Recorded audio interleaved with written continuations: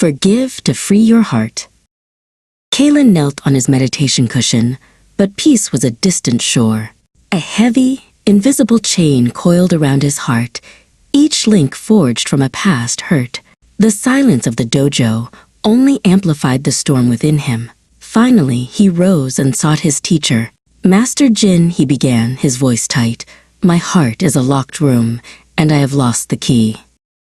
Master Jin poured 2 cups of tea, his movements slow and deliberate. "The key is not lost, Kalen. It is forged. You believe forgiveness is a gift you give to the one who wronged you," he said, his gaze calm and deep. "But forgiveness is the gift you give to yourself. It is the key to your own freedom." The next day, Master Jin led Kalen to a small, barren patch of earth behind the dojo. He handed Kalen a single, tiny seed. "This is the seed of loving kindness," he explained. "First, for yourself, for the pain you carry. Then, for the one who caused it. Nurture it. Water it not with sorrow, but with compassion." For days, Kalen tended to the small plot. He watered the seed, his thoughts a tangled mess of resentment and reluctance. How could he offer love to the source of his pain? Yet, as he worked the soil, he began to focus on the simple act of nurturing, and a tiny green shoot pushed through the earth, a fragile testament to his effort.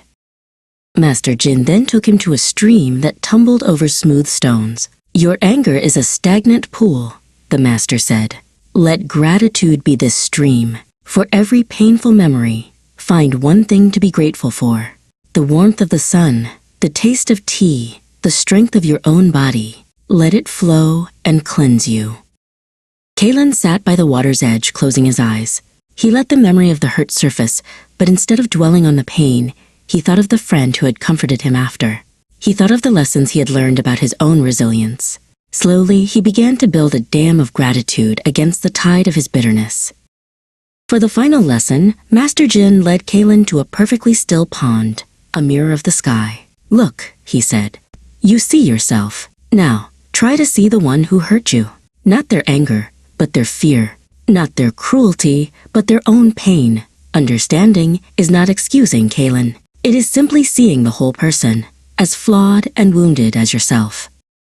Back in the dojo, Kalen meditated on this. He pictured the person who had caused him so much pain.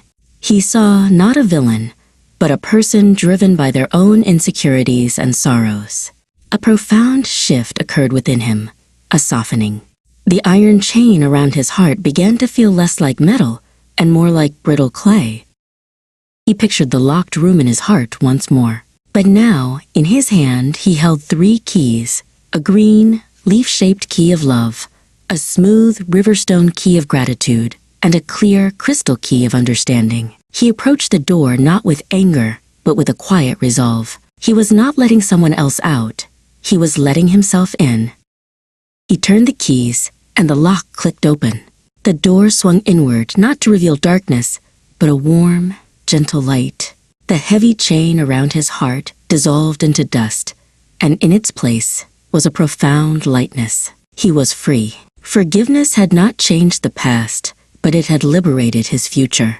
His heart was no longer a prison, but an open space, ready for peace.